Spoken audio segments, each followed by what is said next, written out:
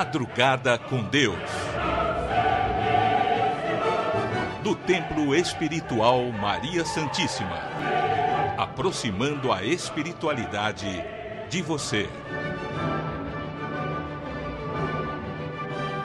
Bom dia, bom dia, bom dia a você que amanhece esta sexta-feira.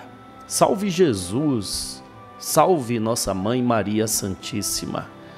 Quer maior confirmação da vontade de Deus para com a sua vida? Olha aqui, o dia amanheceu para você. Esta é a maior confirmação de que Deus é por você, Deus é por mim, Deus é por nós. Nos dar mais um dia de vida, de experiência. Então, só por amanhecer, nós temos muito a agradecer. Mesmo diante dos desafios a qual estamos enfrentando, nós temos que primeiro agradecer. Sabe o que é engraçado?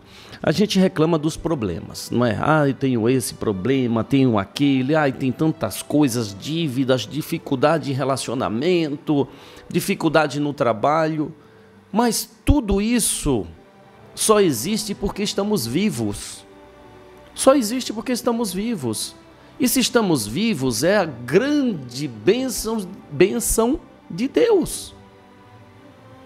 Tem gente que diz que é abençoado por Deus porque tem casas, carros. Olha, eu discordo, tá? Respeito a sua opinião, mas discordo. Não acho que uma pessoa abençoada por Deus é aquela que tem mansões, carros, dinheiro no banco. Então Deus, ele tem privilegiados? Porque não são todas as pessoas. Como eu, tem muitas pessoas que não têm dinheiro no banco. Tem apenas aquele pouquinho para pagar os débitos, as dívidas, e tem uns que nem isso tem, não é? Então esses daí não são abençoados por Deus? Aí eu pergunto, na hora que o dia amanhece, ele amanhece diferente para quem está abastado financeiramente, para quem não tem esses recursos? Ou amanhece igualmente? A luz brilha diferente para esses? Não brilha não. Não brilha não, porque a grande bênção de Deus é viver. Viver e ter as experiências da vida. Tem gente que não entende, né? Por que uns nascem ricos e outros nascem pobres. Estas pessoas não acreditam na lei da reencarnação. Então fica difícil de compreender mesmo o próprio Deus, não é? Fica difícil de compreender a vontade de Deus se você não acredita que cada reencarnação é uma experiência de aprendizado para o espírito. Aqueles que estão hoje vivendo nas condições melhores financeiras, eles são responsáveis por aqueles que não têm a mesma condição. Se eles têm recursos financeiros, esses recursos devem ser usados para proporcionar àqueles que não têm ter. Uma pessoa empresária, o que ela faz? O empresário, ele tem a sua empresa dá condições para que as pessoas trabalhem e mantenham a sua família, mantenham a sua vida e possa também, pelo trabalho, criar recursos para ter a tua própria empresa. Então aqueles que têm recursos financeiros são responsáveis por aqueles que não têm. Se estes não usarem bem, voltarão em vidas futuras em condições de dificuldade financeira para saber valorizar os recursos que hoje têm. E vice-versa, aqueles que hoje sabem dar valor o dinheiro, o pouco dinheiro que tem, e procura ajudar a quem menos tem que ele, nas reencarnações futuras, serão grandes empresários proporcionando àqueles que querem melhorar, ter um trabalho, ter oportunidade. Isto é a lei da evolução pelas graças de Deus, pelas bênçãos de Deus. Então é muito errado, e eu discordo de pessoas que afirmam: eu sou abençoado por Deus porque eu tenho 2 carros, 3 casas, 2 empresas, como infelizmente alguns ditos religiosos pregam. Venha para cá para você ser abençoado por Deus. Ora, pois, e como ficam aqueles que não têm? Eles têm que vir para a igreja para ser abençoado e ter. Quantos abençoados financeiramente têm muitas dificuldades no campo da saúde, no campo do relacionamento familiar, onde os seus filhos estão nas drogas, onde o próprio está perdido na luxúria, enquanto aqueles que dizem que não são abençoados, que não têm o dinheiro, vivem na paz, na alegria com a sua família, num final de semana de churrasco na laje, com muita alegria, com muito pagode, com muito samba. Não é? Então a bênção de Deus está aí, ó. Olha para o céu. Olha aí, abre a sua janela, o sol nasceu para você, abençoado de Deus, o sol nasceu para você. Vamos fazer a nossa prece? Vamos? Olha, gente, aqui nós comungamos a nossa fé dessa forma simples, como simples foi o Cristo Jesus, que ensinou as pessoas usando daqueles recursos simples daquela época em que ele veio ao mundo como um ser físico. Então vivemos na simplicidade, de forma natural falamos da espiritualidade, falamos das leis eternas de Deus, da lei universal da reencarnação, com muita simplicidade. Para que essa formalidade? Por que formalidade para falar de Deus? Por que formalidade para falar das leis de Deus? Não é mesmo? Bom, vamos fazer a nossa prece. Como sempre fazemos diariamente, agradecendo o novo dia, fazemos a prece do amanhecer. Senhor, no silêncio deste dia que amanhece, venho pedir-te a paz, a sabedoria, a força. Quero hoje olhar o mundo com os olhos cheios de amor. Quero ser paciente, compreensivo, manso e prudente. Quero ver além das aparências, Senhor, os teus filhos, como tu mesmo os vês. E assim, não vê senão bem em cada um deles. Fecha meus ouvidos a toda calúnia, guarda minha língua de toda maldade, para que somente de bênçãos se encha minha alma. Que eu seja tão bom e alegre que todos aqueles que se aproximarem de mim sintam a tua presença. Reveste-me de tua beleza, Senhor, e que no decorrer deste dia eu possa te revelar a todos. Que assim seja. Amém. Amém, amém, amém, amém. Graças a Deus, graças a Deus. Pelas graças de Deus, estamos amanhecendo para mais um dia. Vamos passar a palavra a esse amigo espiritual Zequinha Boiadeiro, que vem abordando esse tema, compreender a vontade de Deus. Ei, boi, ei, boi, canta, boi, deixa o boi cantar, que a luz de Nossa Senhora nos guie, nos proteja e nos ilumine para aquilo que tenha que se realizar. Que acima de tudo seja sempre a vontade de Deus a conduzir os filhos seus, e aqui a gente aprenda a aceitar. Na prece bem proferida, todo mundo diz, todo dia, que a vontade de meu Senhor seja feita, que a sua vontade seja maior, que seu sentimento por nós pode ser feito sem dó, que a gente vai aceitar. Mas na hora que vem a dificuldade, a peleja, na hora que o Espírito é colocado assim, com certeza, as coisas que ele tem que resolver, é a hora que a fé começa a titubear. A prece que a gente fazia com tanta certeza, começa então a duvidar. E se é feita a vontade dele, por que é que ele deixa o mal acontecer? Se é feita a vontade dele, por que comigo, não com você? Se é feita a vontade dele, que vontade é essa? Que se vê na terra tanta ingratidão, tanta injustiça, tanta maldade, com os pequeninos, com os mais de idade, ou com os bichos, os filhos da criação? Meu Senhor, me faz entender qual é essa vontade, pois minha mente não consegue entender.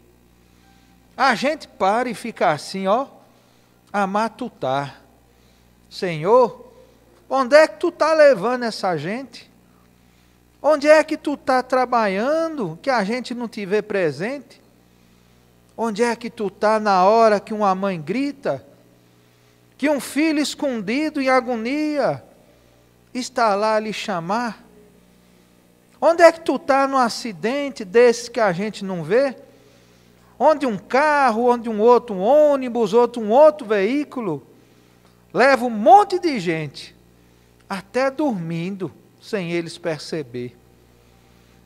Meu Senhor, se é a sua vontade, que vontade é essa? Que vontade que às vezes põe em um lentidão e no outro tu põe pressa? Que vontade é essa que às vezes a gente, na nossa pequenez, não entende? Ou será que a gente não quer aprender? Seja feita a tua vontade. E a vontade de Deus é a vontade do amor, de fazer com que cada filho, não importa seu tamanho, até os mais miudinhos, encontre aos poucos o seu caminho redentor. A maldade não é do homem, a maldade não é de Deus, a maldade é de quem? É da ignorância, da intolerância, ou talvez da falta de entendimento dos filhos seus. Se Deus está arriba de tudo, se Deus está acima de tudo, o mal também não é aqui um efeito? Às vezes para uns é um defeito, mas será que a gente que não consegue ver? A gente fica pensando sobre um espírito que vem em evolução, vem aprender, vem corrigir, vem refazer para seguir sua direção. Um espírito que pede muitas vezes provas difíceis para poder passar, porque sozinho não consegue lidar com as faltas que aqui dentro ele traz. As coisas que ele fez lá de trás, que ele quer um dia também aprender a dominar. Sentimentos, pensamentos, vontades e desejos, ganâncias, desprezos, ou simplesmente um sentimento de bem que ele deseja reacender para modo de perdoar alguém. Tem gente que pede vir aleijado, tem gente que pede aqui trabalho, tem gente que pede para as coisas lhe faltar. Quem sabe assim ele valorize o pouco que tem? Aprenda a respeitar e usar melhor o que Deus lhe confiou também. Se o espírito pudesse entender a vontade de Deus, ele iria saber que um pai nunca dá a um filho algo que venha lhe prejudicar. Ele dá entendimento, ele dá tempo para pensar, ele dá oportunidade para fazer, ele dá gente para se conhecer, ele dá terra para pisar. Faz até de uma terra sair uma flor, faz sair uma semente, faz sair um fruto, faz alimentar essa gente, Deus dá tudo, na sua vontade de amor. Se o Espírito pudesse entender, ele ia matutar. Se eu habito um corpo assim, um corpo que às vezes eu acho que é ruim, mas é perfeito porque eu vou precisar. Se eu habitasse uma pedra, se esse Espírito pudesse viver numa pedra, e essa pedra fosse o meu corpo, o que é que dela eu ia usar? Não ia arrastar nem para cá nem para lá. Não ia ver, não ia ouvir. Talvez não fosse nem sentir, a não ser o tempo e as intempéries do tempo que pudesse me modificar. Nessa pedra, como que eu evoluiria? O que é que eu aprenderia? O que é que em mim eu deveria exercitar? Se o Espírito pudesse viver numa flor, numa grama de chão, num pé de feijão, o que é que ele iria aprender por lá? Talvez mudar assim o oxigênio? Talvez fazer as raízes entrarem no chão adentro? Talvez o orvalho eu iria sentir, a água, o sol, mas o que é que eu iria aprender para eu poder evoluir? Se eu pudesse, como espírito, um bicho eu habitar, talvez voaria para os mais altos lugares. Cavucaria, morderia, picaria, bicaria. O que é que eu ia aprender por lá? Talvez na minha limitação, era só comer, reproduzir e talvez viver em rebanho com outros da criação. Mas depois que viesse o tempo, a carcaça ia apodrecendo e se misturaria novamente no chão. E eu, como espírito, o que é que eu ia aprender? Talvez viver. Talvez muitas coisas eu pudesse fazer, mas a vontade de Deus eu não ia entender. Mas então, se esse espírito pudesse ter um corpinho, às vezes com dedo, às vezes sem, às vezes com os 2 olhos, às vezes com só, às vezes de um jeito, às vezes de outro, às vezes com alegria, às vezes com dó, aí esse espírito poderia pensar: meu Senhor, da tua vontade, diante da eternidade, o que é que o Senhor vai me dar? Se já me deu a terra, a pedra, os bichos, se já me deu tudo, agora é o meu compromisso. De um espírito em evolução aprender como lhe devolver tudo que um dia o Senhor fez me dar. Se a sua vontade é nos dar oportunidade, hoje eu quero o entendimento. Para entender tudo isso à minha volta, como é que se trabalha da forma certa o melhor do meu sentimento? Eu sei que um dia esse corpo, essa carcaça, também vou lhe devolver, mas acima de tudo, o que eu quero na mão é a gratidão. E compreender que a tua vontade, acima de tudo, é a bondade para todo e qualquer filho da criação. E olhe, que muito mais lá adiante, em outras formas físicas desse instante, eu sei que o Senhor vai estar.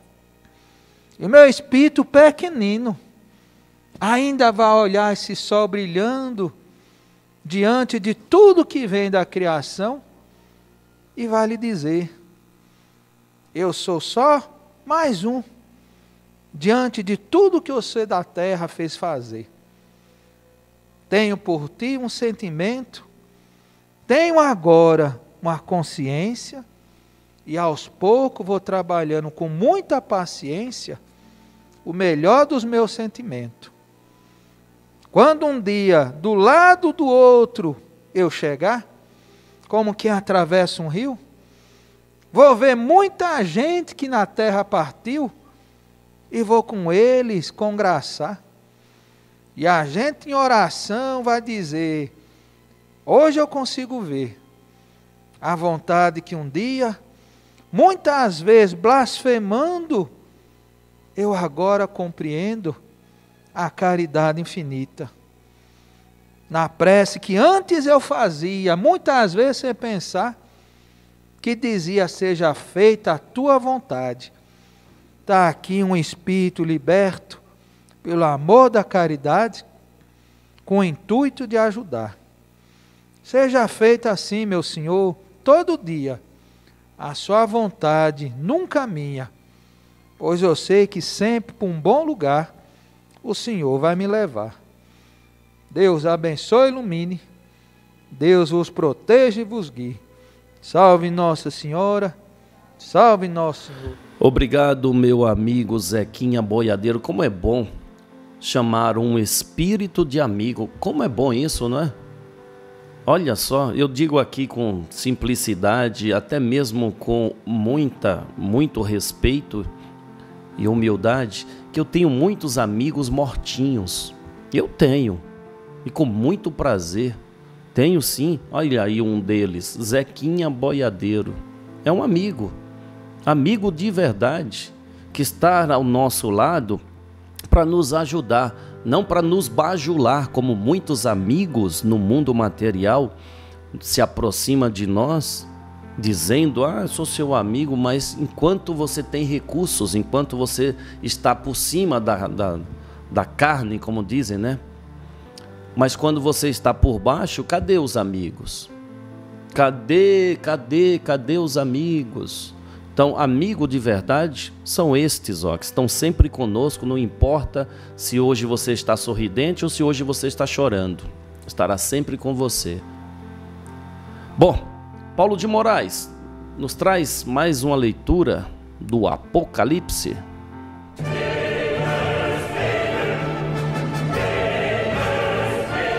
O versículo 17 do capítulo 6 do Apocalipse faz menção ao dia do Senhor.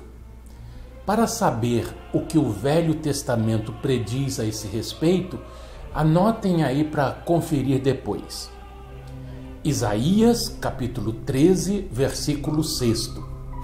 Ezequiel, capítulo 30, versículos 2 e 3.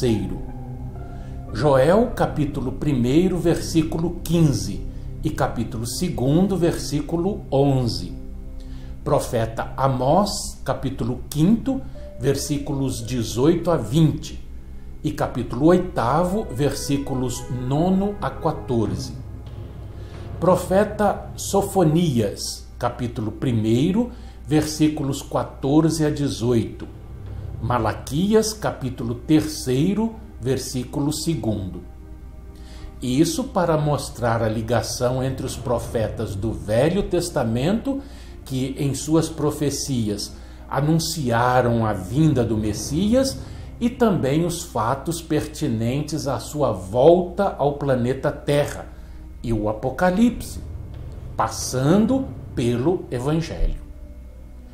Também encontramos um resumo desse sexto selo no chamado Sermão Escatológico de Jesus, conforme as narrativas de Mateus, capítulo 24, versículo 29, Marcos, capítulo 13, versículos 24 e 25, e Lucas, capítulo 21, versículo 25, os quais podem ser conferidos por vocês.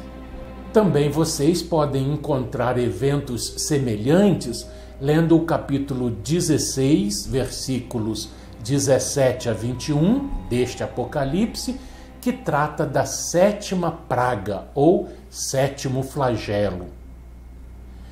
Quanto ao terremoto mencionado no sexto selo, importante nos lembrarmos que há outro terremoto, também descrito como grande, no mesmo Apocalipse, capítulo 16, versículo 18, já mencionado, o qual fragmenta a Babilônia dos últimos dias.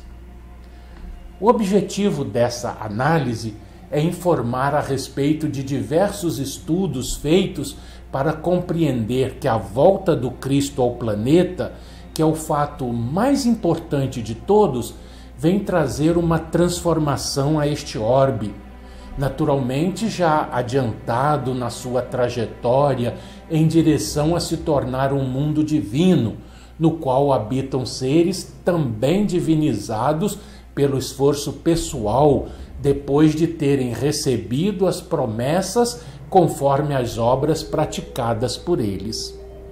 Toda a importância do Apocalipse se encontra na transformação pessoal de cada criatura. Isso se tornará mais claro à medida que avançarmos no texto. E com isso, todos percebem como que, contrário ao que dizem alguns, o Apocalipse não é para apavorar, não é para botar medo nas pessoas, mas para alertar, para chamar a atenção da humanidade. Ou os homens tomam uma postura diferente da que seguiu até agora, ou chegará o momento em que Deus dará a ordem de parar, como se vê nos capítulos finais desse livro. Só podem ficar atemorizados os que têm peso na consciência, os que infringem as leis divinas, porque aquele que anda de acordo com os preceitos divinos nada tem a temer. Quem não deve, não teme. Não é isso que diz o ditado popular? A pergunta com que se encerra este capítulo, quem poderá sobreviver, é de lapidar importância para a sequência do texto, isto é, o capítulo 7, que veremos a partir do próximo programa. E a resposta já foi previamente anunciada pelo paralelo que fazemos entre os selos e as cartas às igrejas da Ásia, o que, no caso, temos o 6º selo e a carta à igreja em Filadélfia, na qual é garantido ao vencedor tornar-se coluna do santuário de Deus, de onde jamais sairá. Vejam bem, enquanto que neste trecho do Apocalipse tudo se move e alguns homens vão clamar aos montes e aos rochedos que tombem sobre eles, na carta à igreja em Filadélfia, as colunas do santuário de Deus jamais deixarão seus lugares, estarão fincadas ali eternamente, mas não paradas, né? Vamos entender bem isso. Historicamente, olha que curioso, a cidade de Filadélfia foi devastada por um terremoto no ano 17 depois do Cristo. E por um tempo as pessoas viveram com medo de novos tremores na cidade. Não é curioso isso? É ou não é curioso? Façamos aí a ligação entre a 6ª carta à igreja da Ásia e o 6º selo. Até o próximo programa. Um fraternal abraço a todos.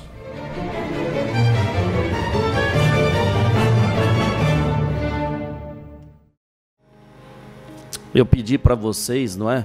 A me mandarem aqui sugestões de tema, e eu agradeço que tem muitas sugestões, mas vamos dentro do nosso tempo, tá? Se eu for abordar todos os temas que foram sugeridos aqui, puxa vida. Mas vamos abordar, nós temos aí todo o tempo do mundo, tá certo? E qualquer dúvida que vocês tenham, pergunte, eu vou lendo aqui as dúvidas de vocês e vou trazendo nos programas futuros, tá bom? Obrigado pela sua participação, como é importante. Não estamos aqui como donos da verdade, não, tá? Não. Não. Entendemos que muito ainda temos a aprender, mas o pouquinho que for que aprendamos, nós temos toda a satisfação de passar, pouquinho que for, mas nunca nos achamos melhores que ninguém, porque não somos mesmo. E eu digo para você, quanto mais você aprende, mais você se torna responsável por aqueles que ainda não sabem. Então, não usamos de soberba, de afirmar, eu sei isso e você não sabe, eu sou melhor que você. Não. Infelizmente, tem muitos espíritas que se acham melhor, mais evoluído. Pelo amor de Deus, tem espírita, infelizmente, que acha que é mais evoluído porque reconhece a reencarnação, e aqueles que não reconhecem são menos evoluídos. Pare com isso. É a demonstração de que evolução ainda falta muito para você, que se sente melhor que o outro. Para com isso. Nós não nos sentimos melhores que ninguém. Pelo contrário, nos sentimos necessitados de conhecimento. É o que nós nos sentimos. Bom, amanhã estaremos de volta. Um forte abraço. Salve Jesus! Salve Maria Santíssima!